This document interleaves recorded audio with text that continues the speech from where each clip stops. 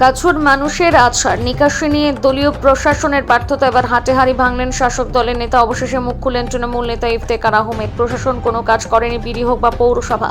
খোলামেলা নিজেই ব্যস্ত রয়েছেন। ইফতেখার আহমেদের মূল অভিযোগ হলো বর্ধমান উন্নয়ন পর্ষদ এবং বর্ধমান পৌরসভা এলাকার নিকাশি ও পরিকাঠামো উন্নয়নে চরম ব্যর্থ।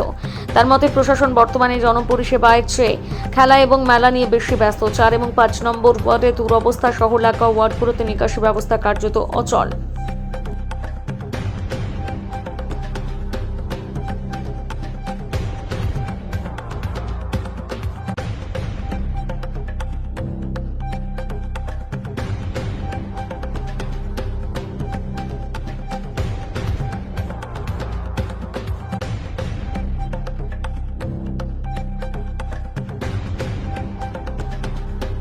আমাদের 5 নম্বর ওয়ার্ড কেদলিপুকুর হেরোডাঙ্গা এলাকায় ড্রেনের জল এক্ষুনি মানে এখন বর্ষা নেই, জল নেই, কিচ্ছু নেই, এখনই ড্রেনের জল রাস্তায় উঠে গেছে। এতে প্রচণ্ডভাবে ভোগান্তি হচ্ছে আমাদের এলাকায়। এবং এখানে যারা নামাজি যারা আছে, মুসলিম বেল্ট আছে, মুসলিম এলাকা, সামনে রমজান মাস।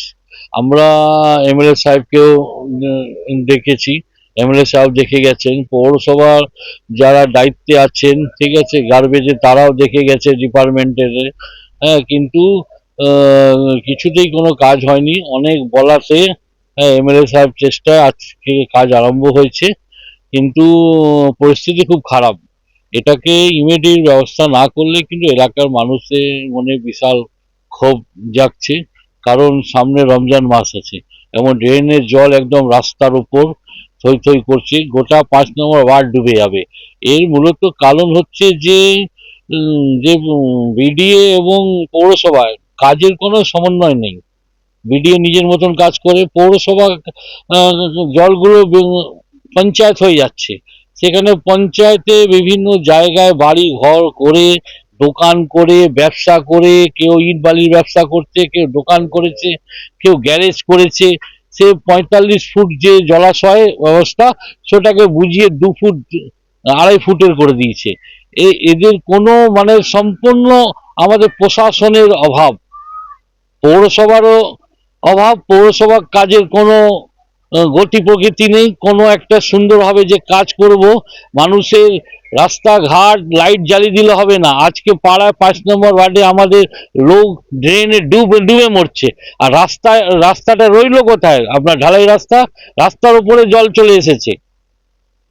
সাবজলাপুর যেভাবে নষ্ট হয়ে গেছে এই নদীটা, এবং এতটা দূরত্ব এটা রয়েছে, এবং এর নিজস্ব এটা তো ড্রেনও দেখা যাচ্ছে। এটা তো সম্পূর্ণ কিভাবে সম্ভব সম্পূর্ণ প্রশাসনের উদাসীনতা এবং প্রশাসনের গাফিলতি। প্রশাসনকে দেখা উচিত ছিল এগুলো, যে জলাশয় দিয়ে জল যাচ্ছে আমাদের 4 নম্বর 5 নম্বর ওয়ার্ডের জল, সেই জলাশয়ের ওপর একটার পর একটা বাড়ি ঘর হয়ে হয়ে পুরো বুঝিয়ে দিয়েছে। সেখানে একদম সব চুপচাপ, কেউ দেখার নেই, কেউ বলার নেই, মানে একদম লুটপাট চলছে, যা ইচ্ছা তাই করে বেরোচ্ছে কিছু সবাই। ওয়ার্ড তো একেবারে কাঁচের মতন ঝকঝক করছে, সেজে উঠেছে। কিছু কিছু ওয়ার্ড এভাবে অবহেলা অবস্থায় পড়ে ওই আছে। আমরা যেহেতু মুসলিম এলাকা, আর মুসলমানকে সবাই ভোট ছাড়া কিছু চেনে না দাদা। ও ভোটের জন্যই আমরা আছি, আমরা জেতাবো, আমরা সব করব, কিন্তু ড্রেনে জল আমরা খাবো, ঠিক আছে, রাস্তা আমরা পাবো না, লাইট ঠিক মতো আমরা পাবো না। অত যে ওয়ার্ডগুলো আজকে বিজেপি শাসন করছে, সেই ওয়ার্ডগুলো গিয়ে দেখুন, ঠিক আছে, সেখানে প্রচুর কাজ। আর আমাদের চেয়ারম্যান সাহেবকে দেখুন, মেলা নিয়ে পড়ে আছে। ও মেলার খেলা নিয়ে চেয়ারম্যান টাইম শেষ হয়ে গেল, কিচ্ছু করতে পারেনি। বিধানসভাতে তো দেখা গেল বিভিন্ন ওয়ার্ড হারা, আপনাদের ওয়ার্ড থেকে জেতা, যে যে মুসলিম এলাকা সেখান থেকেই জেতা, সেই এলাকাগুলোই অবহেলিত রয়েছে। বিধানসভা কেন, লোকসভা বিধানসভা কন্টিনিউয়াস আমাদের ওয়ার্ড 2011 পর থেকে আজ পর্যন্ত হারেনি। কন্টিনিউ 1600-1700 ভোটে আমরা লিড দিয়েছি, তার সত্ত্বেও আমাদের দিকে তাকাবার কেউ নেই। আমাদেরকে মানে এরপরে আমাদের রাস্তায় নামতে হবে, যা অবস্থা। কারণ এর পার্মানেন্ট সলিউশন হচ্ছে না, এটা টেম্পোরারি। এখন যে পকলেন লাগানো হয়েছে সেটা টেম্পোরারি সলিউশন, জল হয়তো কোনো কোনো রকম চলে যাবে, কিন্তু পার্মানেন্ট সলিউশন করার জন্য কোনো পদক্ষেপ নেওয়া হচ্ছে না।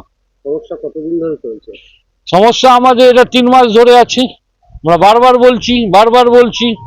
না, এরকম সমস্যা মানে এলাকার সমস্যা, এটা তো বছর বছর ধরে তো এরকম অবহেলার মধ্যে এটা ছিল না, আগের বছর আমরা ড্রেনে পরিষ্কার করেছি, বর্ষা কেটেছে খুব সুন্দরভাবে, কিন্তু এবারে ইদানিং হঠাৎ করে দেখছি এই সমস্যা হচ্ছে। কারণ একটা সময় গিয়ে তো জলটা বন্ধ হবে, ধীরে ধীরে ধীরে ধীরে হতে হতে আজকে 2-2.5 মাস জল বন্ধ আছে। আমরা বলে যাচ্ছি যে এই অবস্থা করুন, কাজ করুন, কাজ করুন, কোনো কাজ নেই। তারা জানাচ্ছে করব করব, কারণ প্রচুর কাজ সামনে। আপোষে যে কাজ বেরিয়েছে, পৌরসভায় কন্ট্রাক্টর করতে চাইছে না, এত কাজ যে কন্ট্রাক্টরের হাতে প্রচুর কাজ আছে, কাজ করে উঠতে পারছে না। কিন্তু মূলত এই গাফিলতির দায় কাকে দেবেন?